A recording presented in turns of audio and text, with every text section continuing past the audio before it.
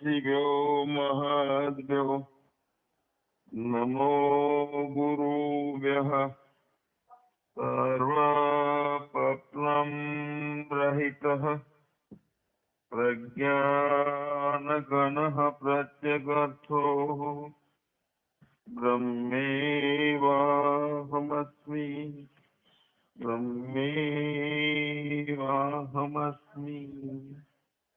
સદગુરુદેવની જય. જ્ઞાનની ભૂમિકાઓ. યથાર્થ જ્ઞાનની ભૂમિકાઓમાં એટલી બધી સૂક્ષ્મતા રહે છે કે સત્તાપતિ કોને કેવી, પદાર્થ ભાવિની કોને કેવી, કે સૂર્ય ચાલી જાય, સૂર્યમાં ચાલી બધું હરખા જેવું થઈ જાય. એટલે થોડો થોડો પ્રયત્ન આપણે કરીએ છીએ કે જેથી છેલ્લી ભૂમિકામાં શું ભૂમિકા હોય એ સમજાય. એટલે આનંદનો અતિરેક જબરજસ્ત જળવાઈ રહે, ટકી રહે, એ આનંદના ભાવમાં શરીરની પોતાની દરકાર ના રહેતી હોય. એટલે કે નિત્ય સંપ્રજ્ઞાત નહીં, અસંપ્રજ્ઞાત સમાધિ બની જતી હોય. અસંપ્રજ્ઞાત એટલે ભાન, જગતનું ભાન ગયું, ફક્ત આનંદના અતિરેક એટલું બધું હૃદય ભરાઈ જાય કે બહારનું કઈ વિષય પકડે જ નહીં. તો અસંપ્રજ્ઞાત એ ભાવ બની જાય તે તો તુર્યા છે, પણ એ પૂર્વેની ભૂમિકા એટલે અસલ શક્તિ છે. તેની અંદર ખોપડીને સ્થિર કરવાની, બુદ્ધિને સ્થિર કરવાની, શરીરને, પ્રાણને, આ બધાને સ્થિર કર્યા પછી બધું જ ખરી પડે. કારણ કે એક સ્થિરતામાં અનેક સ્થિરતાઓનો લય થઈ જાય. એક સ્થિરતા રહે, બાકી બધી સ્થિરતાઓ પણ ખરી પડે.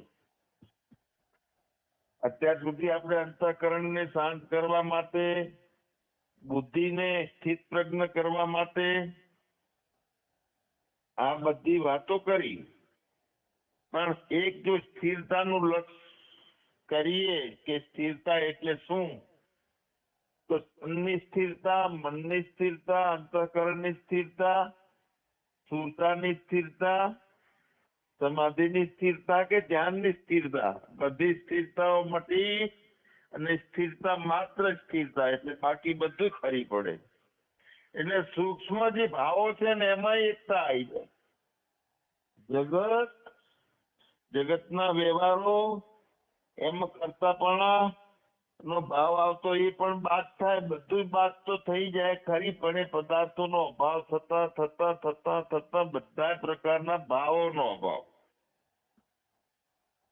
એ ભાવોનો અભાવ છે. એમાં પણ ક્યાંક ક્યાંક આપણને એ થઈ જાય છે, અંતઃકરણની અંદર અવિદ્યા ડોકું કરી જાય એવું લાગે. કારણ કે આ જગતને મિથ્યા માનવું તો પ્રવચનથી માની શકાય કે માયાને સમજીએ એટલે, પણ છેલ્લે જે જીવને મિથ્યા માનવો એ અઘરમ અઘરું કામ છે. કેમ કે હવે એવી રીતનું ડ્રાઇવિંગ આવડી જાય કે હિમાલયના પહાડોની ખીણોની વચ્ચે રોડ ગાડી સહજ રીતે, વ્યવસ્થિત રીતે નિર્ણય લેવડાવતા હોય, એવી તદ્રુપતા આવી જાય જગત સાથેની, પોતાની કળા સાથેની. ભગવાન સર્વત્ર છે તો તે તરત મળે કે નહીં? અહીંયા જ મળે કે નહીં? તો સર્વત્ર છે તો અહીંયા છે એમાં લગાડે શંકા ના રહે એવી ગાડી ચાલવી જોઈએ. બધે હરખો છે પરમાત્મા, તો હરખો છે તો કઈ ઓફિસમાં છે આપણને મળ્યો છે કે નહીં હરખાપણાની દ્રષ્ટિ? જગત આખું હરખું રહે છે કે નહીં? કે જગતના ભાવની દ્રષ્ટિમાં અલગ ભિન્નતા આવી જાય છે. પેલા એ મને આમ કીધું, આ મને તકલીફ છે, આ મકાન મારે તકલીફ પાડવું છે. તો સર્વ જગ્યાએ પરમાત્મા સમાન છે, તો એ દ્રષ્ટિ આપણને મળી કે નહીં? અને આપણી દ્રષ્ટિ નોખા ભાવમાં હવે ચાલી જાય છે કે ચાલી જતી હોય તો બંધ કરવી પડે છે કે સહજ રીતે પોતાનો ભાવ રહે છે? સમાન ભાવ સમાન છે. ભગવાન સર્વરૂપે છે, સર્વમય છે, બધામાં રહેલા છે. તો બધામાં રહેલા છે તો અત્યારે વર્તમાનમાં મારી પાસે છે કે નહીં? અને કેવા હતા? ભૂતકાળના હતા એવા જ છે કે ભવિષ્યમાં હશે એવા જ છે કે અત્યારે છે એવા જ? નોખા પડે છે. મતલબ કે નિત્ય વર્તમાન પરમાત્મા સ્વરૂપે રહેવું. પરમાત્મા સર્વમય છે, એ જ એનું રહેવું. તો એ બરોબરનો વિશ્વાસ થયો તો આપણો વ્યવહાર છે એ વ્યવહારમાં કોઈ કળોતરા જેવું દુઃખ જેવું નહીં લાગે, વ્યવહારના કર્તાનો ભાવ નહીં લાગે, પણ મુક્તતાથી લીલા ભૂમિ થઈ જાય આખી વ્યવહાર છે.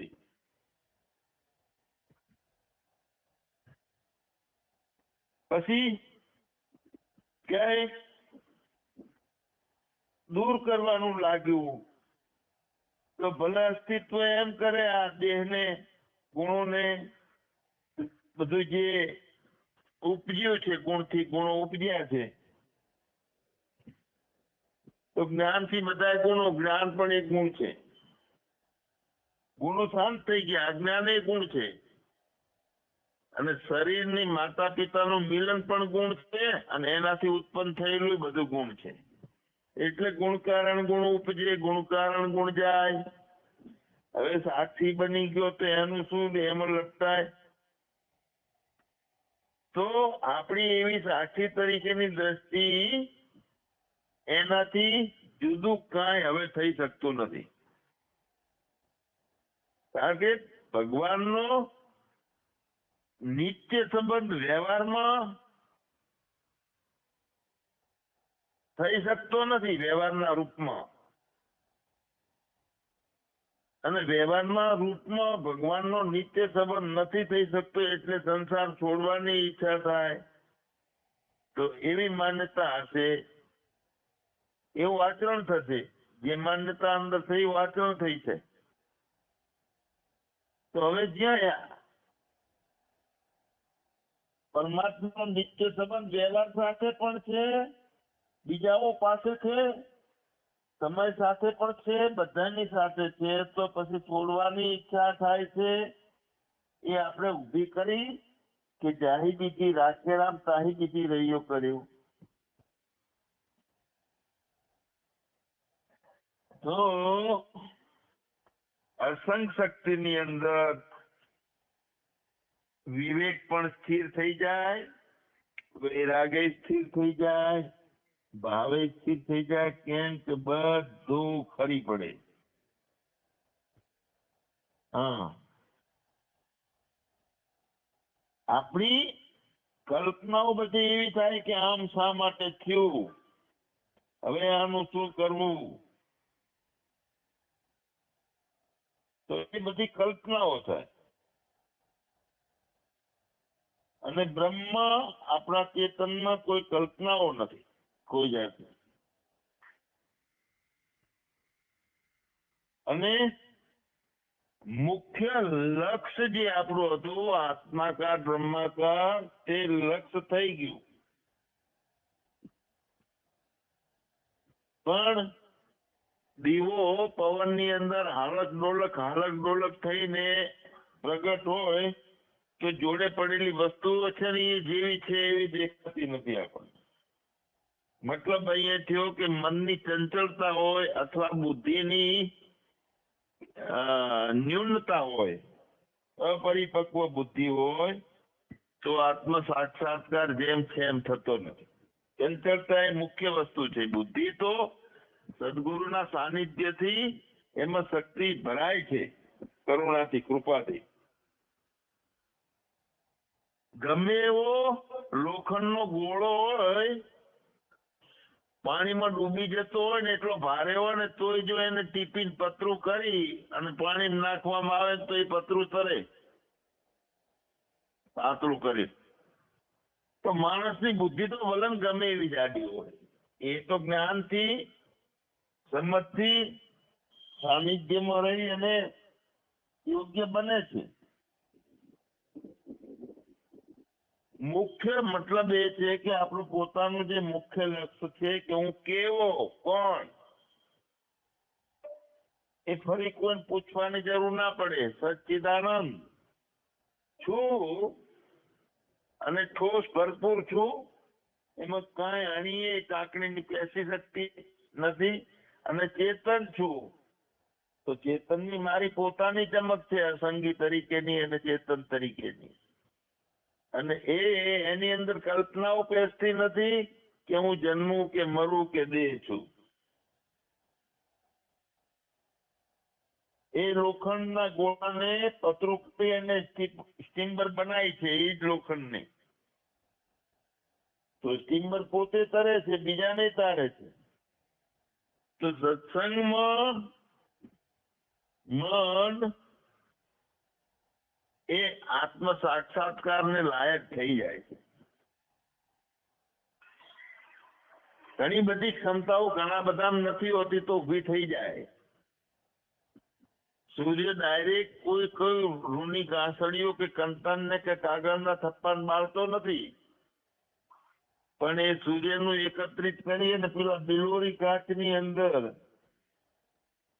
એ આજ્ઞા કાચ અમે તો કરતા આવું બધું રોજ એક બે પ્રયોગ કરતા. હું લઈ જઈને આજ્ઞા કાચ ને તારો રાખીએ એટલે મેં હળગવાનું ચાલુ થઈ જાય. એટલે એ સૂર્યનું તેજ આજ્ઞા કાચ ઉપર લઈ અને રૂ ઉપર નાખીએ તો એ રૂને બાળે, સૂર્ય ડાયરેક્ટ ના બાળે.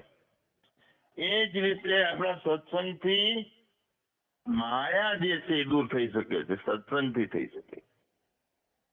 પરમાત્મા પોતે માયાને દૂર કરી શકતો નથી, કારણ કે દૂર કરી શકવા વાળો નથી પોતે.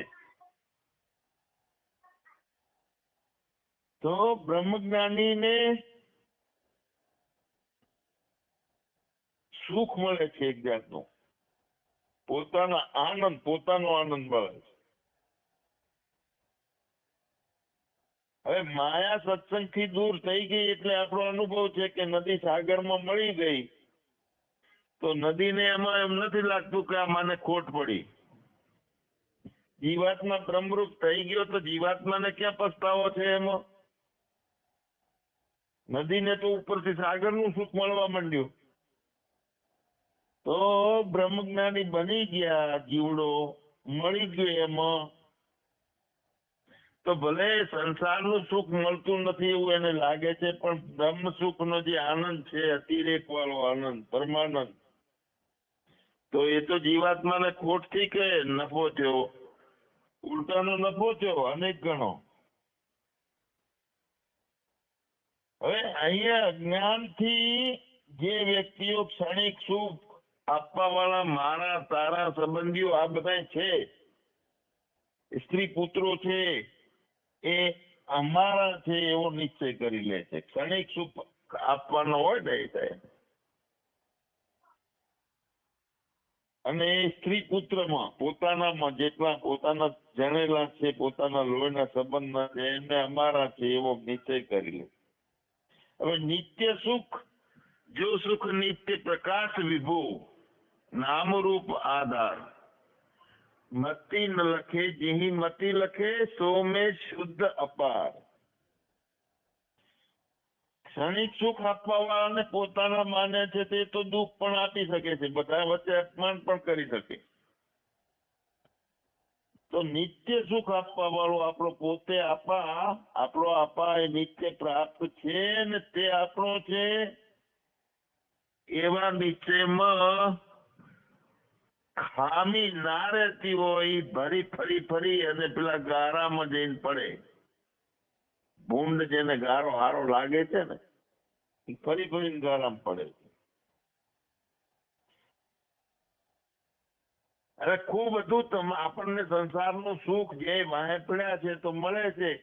ખૂબ પૈસા કમાય છે, વારંવાર બંગલાઓ લે છે કે બીજું લે છે, મોટા બ્રિજ લે છે, પણ સરવાળે તો ભાંડરૂપ લાગે છે એક ને. હવે શું કરીશ, ક્યાં કાઢીશ, કોને વેચીશ.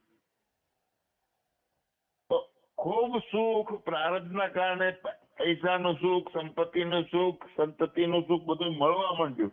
તો એનાથી આપણા જીવને ઉભરો આવી જવો જોઈએ સુખથી. એના બદલે જેટલું સુખ વધ્યું એટલે પાછળથી દુઃખ આવવાનું ચાલુ થાય છે કે ઓહો બહુ આટલું છે. કદાચ બે જગ્યાએ વાત કરી મારે તો આટલું છે, આમ છે, તેમ છે, રાજી થઈએ, પણ એ રાજીપો ઉભરી નથી જતો. કારણ કે ખૂણામાં સાઈડમાં બીજી બળતરા ચાલુ હોય છે એને હાચવવાની, એને ટકશેક નહીં શકે ના.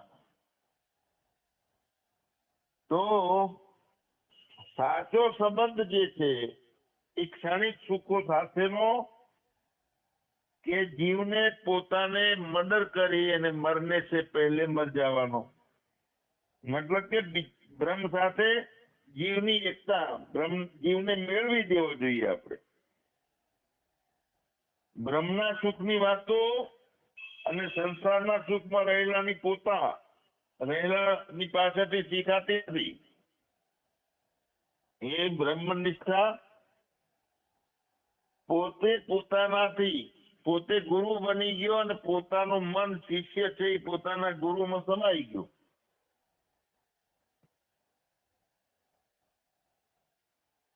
ભેદ જે છે બધા પોતપોતાની રીતે પોતાના સરખામણી કરવા જતા હોય છે, ત્યારે કલ્પાય છે. જે સારા કલાકારો ભજન ગાતા હોય ને ત્યારે બધા કલ્પિત, જે એના જ્ઞાનીઓ કલ્પે છે કે આનાથી શ્રેષ્ઠ તો કોઈ નથી ગાતું. એટલે બે ગાયનના શબ્દો, સંગીતનો ભેદ પણ સમજાય કે પેલો સારો બગાડે છે.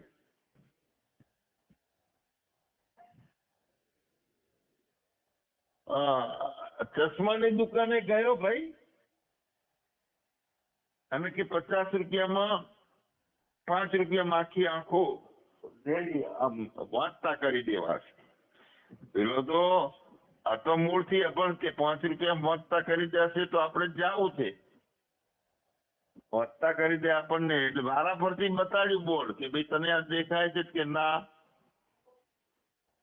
પેલું દેખાય છે, આ શું લખેલું દેખાય છે કે ના, પેલું શું લખેલું છે એ દેખાય છે કે ના.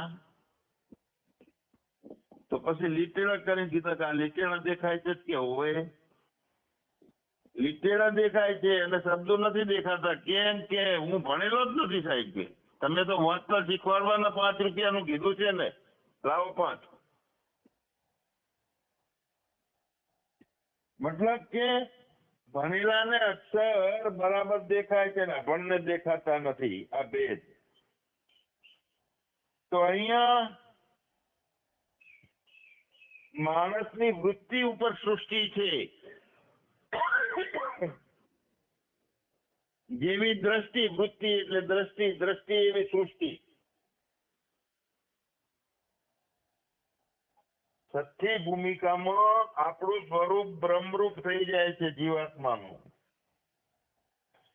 અને તે દરિયા રૂપે રહે છે, મોજા રૂપે રહેતો નથી.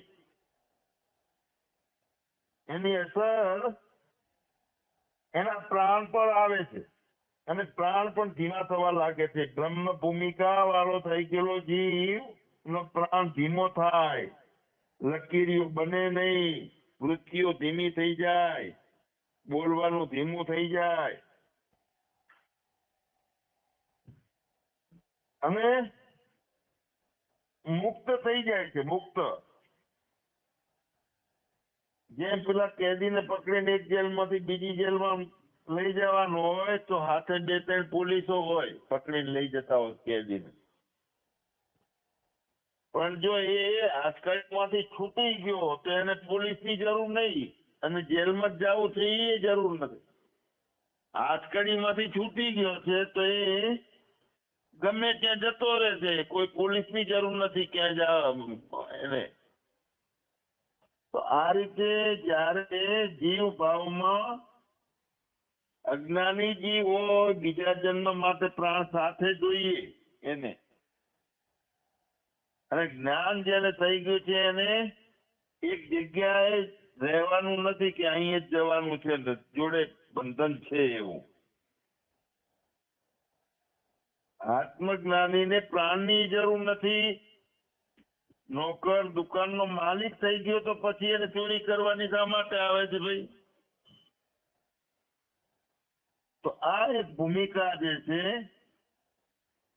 એ સમુદ્રમાં રાખેલા પાણીના ઘડા તરતા હોય અને પાણીને જેમ જે અનુભવ થતો હોય, ઘડાનું પાણી અને સમુદ્રનું પાણી બધું, તો અંદર બહાર એક રસ, વચ્ચે તો ખોપરી છે ખાલી માટીની, તૂટી જાય છે તો એ સમુદ્રનું પાણી છે, નોખું નથી. તો આવી જ્ઞાનરૂપી અમૃતથી તૃપ્ત છે તે તો બધે, જેને પાણી જ પાણી પાણી જ પાણી બધે દેખાય છે, બધે પરમાત્મા. જ્યાં જોવે ત્યાં પ્રભુને ભાળું. અહીંયા મતલબ એ છે કે દ્વેષ કોઈ છે જ નહીં તો કર્તવ્ય પણ ક્યાં છે? વ્યક્તિ ભાવ નથી, અખંડતા છે તો પોતાનામાં પોલ ક્યાં છે? હવે બ્રહ્મભાવમાં તમારી અંદર કેટલી ઘનતા છે તે એક માં તણખલું નાખો ને સમાય તો કેજો, સમાય નહીં. શરીર રે કે શરીર નાશ પામે તો એનો કોઈ લાભ નથી ને એનું નુકસાન નથી. આવી એક રૂપ બોધવાળી સમાધિ કે પછી સમાધિ ન થતી હોય, વ્યુત્થાન થતું હોય, વૃત્તિઓ જગત ભાવનિક બનાવતી હોય તો બ્રહ્મજ્ઞાનીને બધું હરખું છે. બ્રહ્મજ્ઞાનીને કોઈ ગાળોનો વરસાદ વરસતો હોય શબ્દોના દ્વારા કે સંગીતનો વરસતો હોય વરસાદ, બધું હરખું છે. બ્રહ્મજ્ઞાનીને કાચું ખાવાનું હોય કે વનસ્પતિ ખાવાની હોય કે મસ્ત મજાના બનાવેલું સ્વાદિષ્ટ વાનગી મળે, તે બધું હરખું હોય બ્રહ્મજ્ઞાની. સૂર્યની આગળ વાદળ આવે તો એને કોઈ નુકસાન સૂર્યને નથી થતું. સૂર્ય રૂપે પ્રકાશી રહેલો છે, બીજું કઈ પહેરતું જગત નથી પહેરતું. બધું અભિન્ન લાગે છે એવું નથી, પોતાના સિવાય બીજું કાંઈ નથી, એ સાચી વાત છે. વાદળ સૂર્યની આગળથી ખસી ગયા ત્યાં હવે છુટકારો થયો, જ્યાં વચ્ચેથી એવું એ નથી. રેલગાડીઓ ગમે એટલી આવે ગમે એટલી જાય, સ્ટેશનની સામે ખોટી થાય, બગડે, 4-4 દાડા પડી રહે તો સ્ટેશન, રેલવે સ્ટેશન ને શું? તો અહીંયા આ રીતે જેટલું જેટલું જે કાંઈ છે બધું આપણા માટે હરખું છે. ચાલશે, ફાવશે, ભાવશે એ તો હા છેલ્લી કક્ષાની નૈતિક ભાવ છે, પણ બીજું કાંઈ નથી. પોતાના વ્યુત્થાન એટલે કે અંતઃકરણની ભૂમિકા રહે છે વ્યવહાર કાળમાં, એટલી સ્થિરતા એવી રહે છે કે સહજ રહે છે કે એને સ્થિર કરવાનું નહીં, વલી ભૂલે ચૂકે અસ્થિર થઈ જવાય નહીં, થઈ જાય તો એનો પસ્તાવો નહીં, કાંઈ થઈ જ જતું નથી. ગુણોનું કામ ગુણોમાં છે. કોઈ કાર્ય નો આરંભ ઉભો કરવાની જરૂર નથી, કોઈ આલોકના પરલોકના સુખ એની પ્રાપ્તિ માટે મહેનત નથી, બધું તુચ્છ છે, માટે કશું કર્તવ્ય નથી રહેતું. નિત્ય મુક્ત અવસ્થા છે. વ્યાપક આકાશમાં મુક્ત પંખી જે વિહાર કરે છે તો એ જીવાત્મા તો આત્માના જ્ઞાનમાં હવે એવું માને છે કે હવે હું મુક્ત છું, મારા કોઈ બંધન છે નહીં, કોઈ કર્તવ્ય નથી, કોઈ જગત નથી. એક આત્મા અને એક અનાત્મા એવું બે પણ નથી. અનાત્મા જેવું છે જ નહીં. જ્ઞાનની દ્રષ્ટિ થઈ જાય છે તો એ દ્રશ્યમાં જે સામે દ્રશ્ય દેખાય છે એના બદલે એમાં જોનારો દ્રષ્ટા અને દ્રશ્યમય દ્રષ્ટા, અને વળી બે દ્રષ્ટાની એકરૂપતા, નોખો દ્રષ્ટા નહીં. જોનારો દ્રષ્ટા, દ્રશ્યમય દ્રષ્ટા, અને સમાન એકરૂપતા દ્રષ્ટાની. તો દ્રશ્ય નથી રહેતું, દ્રષ્ટા સિવાય બીજું કઈ નથી રહેતું. પણ જેને જગત છે, દેખાય છે, તે જગતને જાણતો નથી અને બ્રહ્મને જાણતો નથી. જગત દેખાય છે એને,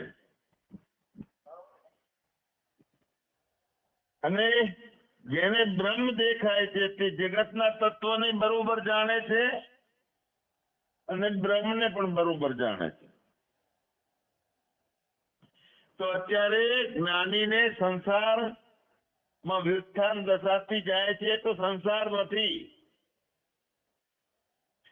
જ્ઞાનની ભૂમિકામાં, અને સંસાર કાળે અજ્ઞાની સંસારને ભોગવે છે તોય સંસાર નથી ભોગવે છે. એ તો અવિદ્યા ભોગવતો કરાવે છે, નથી એને અધ્યાસ કરાવે છે.